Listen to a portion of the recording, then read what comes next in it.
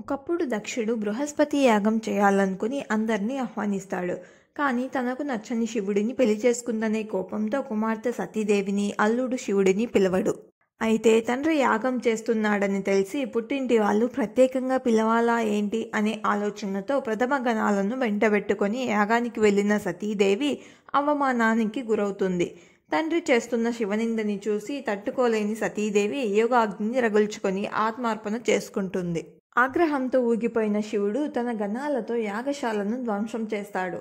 సతీ వియోగంతో ఆమె మృత శరీరాన్ని అంటిపెట్టుకుని తన జగద్రక్షణ కార్యాన్ని పక్కన పెట్టేస్తాడు. దేవతల ప్రార్థనలు విన్న శ్రీ మహావిష్ణువు సుదర్శన చక్రంతో ఆ దేహాన్ని ఖండాలుగా చేసి శివుడిని కర్తవ్యోన్ముఖుడిని చేస్తారు. శ్రీ మహావిష్ణువు ఖండించగా సతీదేవి శరీర భాగాలు పడిన ప్రదేశాలే శక్తిపీఠాలుగా చెబుతారు.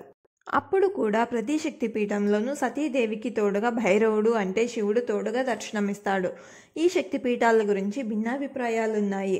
అయితే ఓ వివరణ ప్రకారం అష్టాదశ శక్తిపీఠాలు అంటే సతీదేవిని ఆరాధించే దేవాలయాలలో పురాణ గాథల ఆచారాల పరంగా ప్రాధాన్యత సంతరించుకున్న కొన్ని స్థలాలను శక్తిపీఠాలు అంటారు.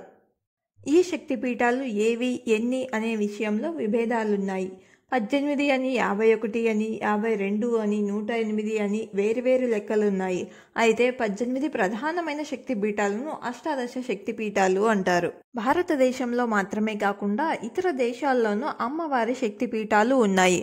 ఈ శక్తిపీఠాలు దర్శించుకునేందుకు ఎంతో దూరం నుంచి భక్తులు వెళ్తారు. ఈ వీడియోని మీకు తెలిసిన అందరికీ షేర్ చేయండి అండ్ ఇలాంటి వీడియోస్ కోసం మా ఛానల్ని సబ్స్క్రైబ్ చేసుకోండి.